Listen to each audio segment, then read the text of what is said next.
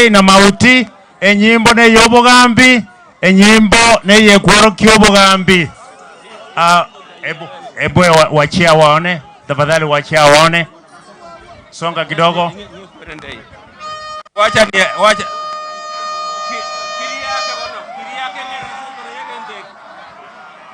enyimbe ye hii fimbo Mutagwara yeye apegwa mukuki, anapegwa fimbo ya utawala, na hii fimbo inabeba kitu inaitwa upendo, inaita amani na umoja na usagwa. Tasimamia hiyo vitu yote bila tumeweka na mzee atampatia sasa.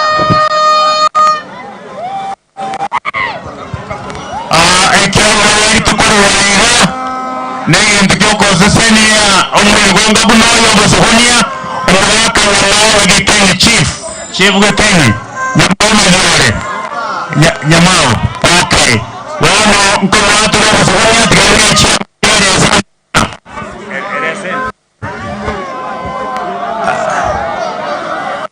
Asante, ngoja niseme juu ya ndio ya mwisho, nieleze maana yake.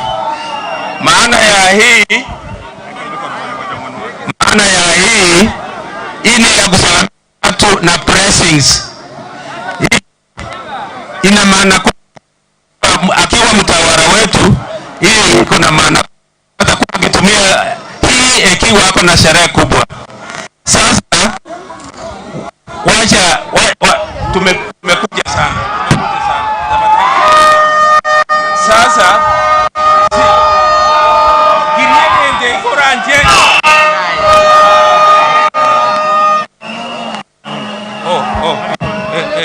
ekede kumweshinga kugatira n'ibindi biga gera ngoranga litorabagani baye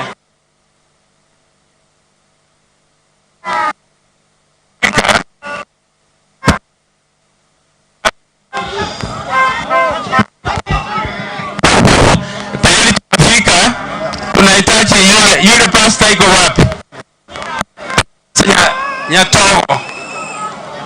Nyatobo ako wapi? Ako mbali, ikiwa ako mbali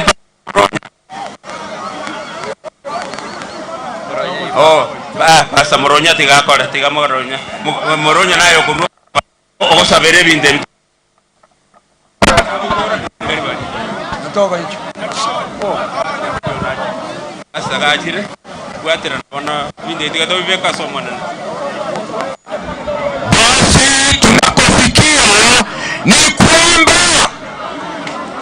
kiongozi akipewa uongozi ni kutumia amani, ni kwenda na mkono ya kushoto, ndiposa atulize kabila lao, taifa lao, na watu wa taifa hilo wafurahie, waendelee kunawili. Ndio sababu amepewa hivi vitu. Kwa hivyo pasta atatoa baraka kwa ajili ya vitu ambao amekabidhiwa. Pasta Nyatone. Okay. Sikiza. Biblia inasema atawalaye wanadamu kwa haki, ni Samueli wa pili 23 mstari wa 3. Biblia inasema atawalaye wanadamu kwa haki, akitawala katika kicho cha Mungu, atakuwa kama nuru ya asubuhi, jua lichapo asubuhi isiyo na mawingu, lachipusa majani mapichi juu ya nchi.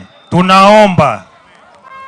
Baba na Mungu wetu uishie juu mbinguni, kwa mara nyingine tunaliita jina lako kwa sababu ya huyu kiongozi.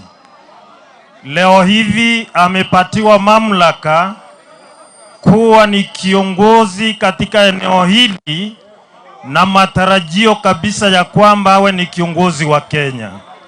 Na neno lako linasema ya kwamba watawala wa wanadamu watawale kwa kicho chako, na tena wawe kama nuru ya asubuhi, walete mibaraka kwa watu wako. Hizi vitu